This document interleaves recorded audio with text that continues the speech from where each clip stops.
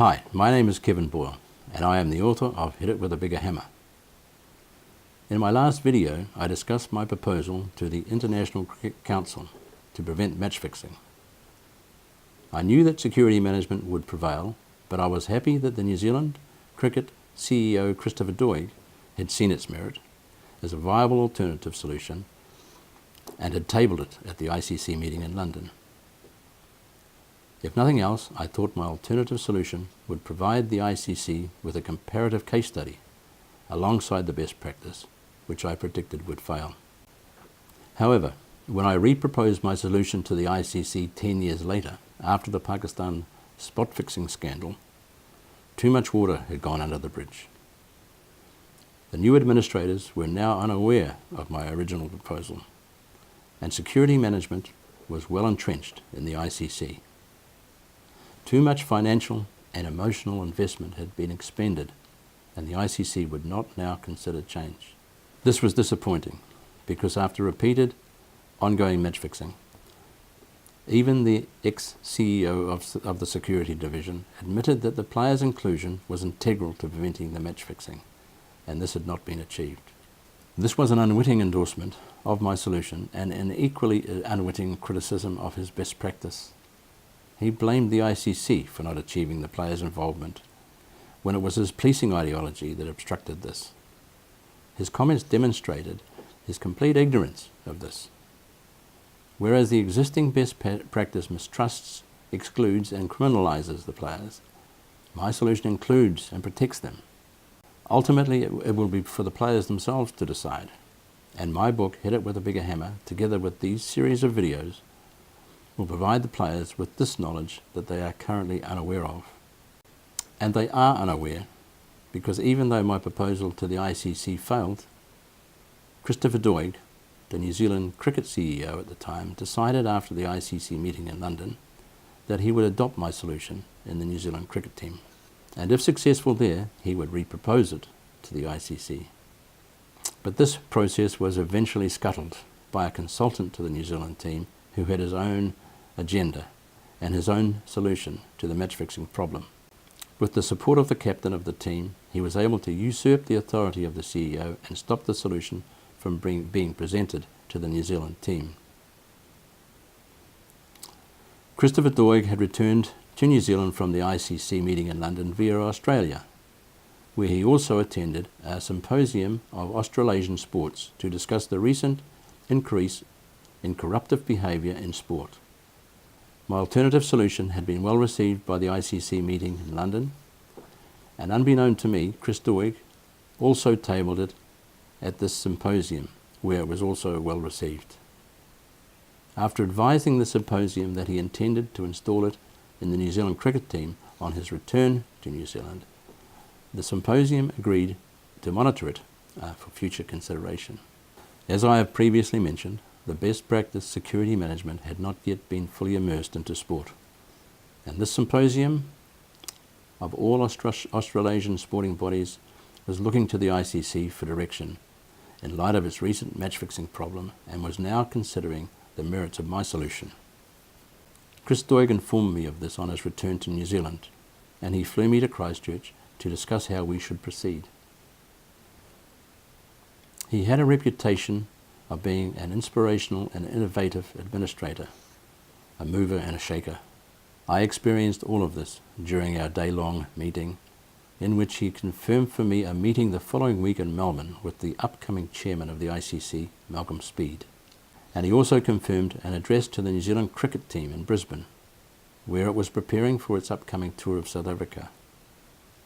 I was gobsmacked at the rapidness things were unfolding after experiencing years of mist and fog. I explain in my book how I could have flown back to Auckland that night without an aeroplane. However, on my return to Auckland, I received a faxed message from Chris Doig telling me that our plans were now on hold.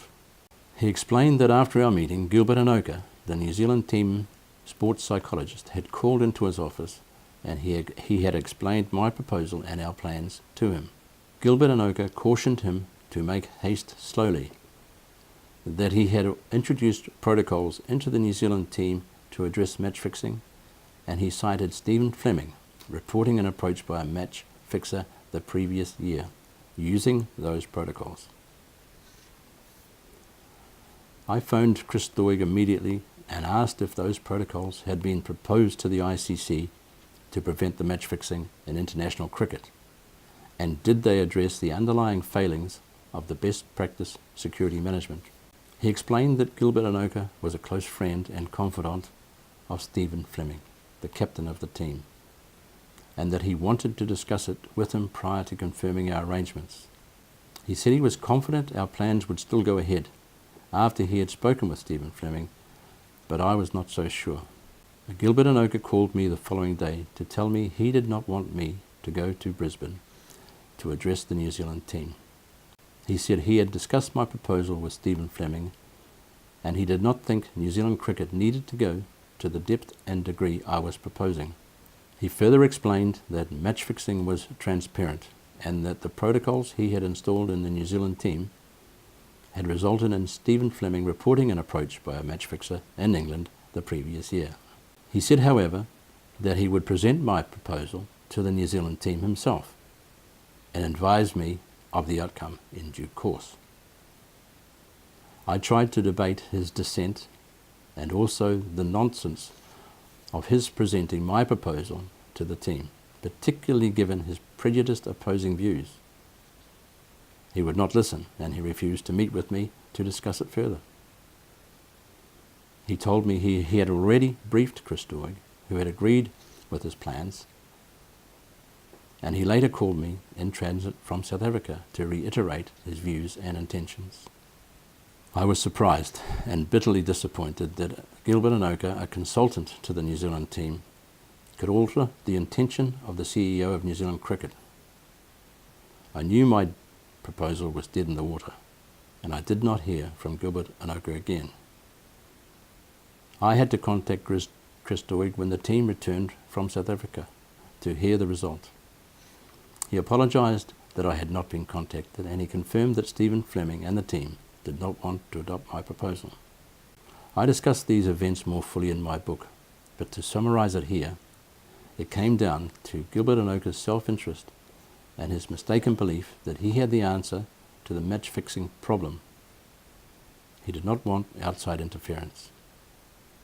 However, his solution did not prevent Lou Vincent and other New Zealand players who had been under Gilbert Enoka's management protocols later becoming involved in match-fixing and forever altering the notion that New Zealand sportspersons were not corrupt. And his protocols did not transfer to the wider sphere of international cricket to prevent the young Pakistani cricketers from being influenced into spot fixing in a test match in England, or from being prosecuted and receiving prison sentences. All of these players might feel aggrieved that Gilbert Enoka stopped my solution being introduced to the New Zealand team, and from there potentially into international teams, as it could have prevented all of their later involvement in match fixing. However, realistically, Gilbert Enoka alone could not have usurped the authority of Christopher Doig. Chris Doig would have been more influenced by Stephen Fleming, who had inordinate control of the New Zealand cricket team during his tenure as captain. I believe Stephen Fleming, a close friend of Enoka, simply supported his friend's personal self-interest. I also discuss this more fully in my book and reflect on the similarities between Hansi Cronje's and Stephen Fleming's control over their respective teams. Control that allowed Cronje to invoke his players to match fixing, and control that allowed Fleming to block a solution that could have prevented match fixing. This level of a captain's control is an integral factor that influences match fixing, as was demonstrated by Cronje. His authority was paramount and was used to coerce his players into match fixing. It was also an influencing factor in the later Pakistan spot fixing events, where a captain was able to coerce his players who feared for their ongoing places in the team should they refuse. This inordinate control of a captain did not appear to feature in the security management's protocols around match fixing, even though it was central to Hansi Cronje's offending. It is a feature that would be front and centre of my prevention solution, that would involve all the players and enable them to resist the influence of a corrupt captain. Indeed, the players can now consider that they are unfairly criminalised by security management that forces them to report approaches or be punished under its rules if they don't, punished for doing nothing. They can also consider that my solution does not try and manage the problem from outside the bounds of cricket by trying to prevent external threats that are more appropriately the domain of public policing. Building external walls that attempt to prevent outside influences from getting in is costly and ineffectual. Conversely, by involving the players in the management of match fixing, my solution cocoons them inside their own environment and allows them to control their own destiny from within, without criminalising them and without exposing them to the unnecessary outside risk and threats of having to report approaches. The unpalatable exposure to the policing ideology was witnessed in Chris Cairns' corruption case, where a credible witness like Brendan McCullum was compelled to give evidence, where his own integrity was placed into question under public scrutiny, and where his noble efforts to simply be truthful did not result in a conviction. All of these shortcomings are avoided under my inclusive prevention solution that would resolve breaches before they got that far. In the event an offender failed to heed a warning, investigation would secure a successful prosecution.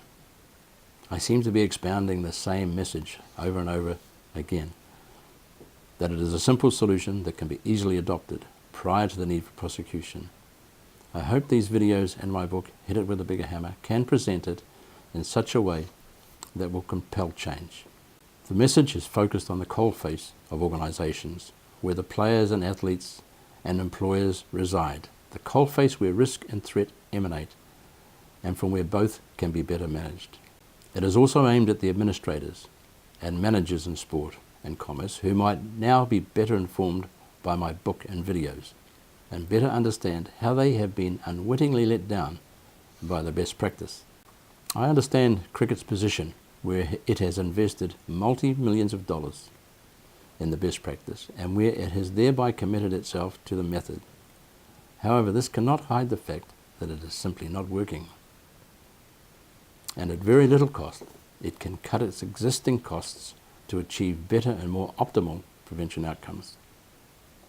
In my next video, I will discuss in greater detail the surprising conclusions of Lord Condon, who pioneered security management in cricket and ultimately world sport.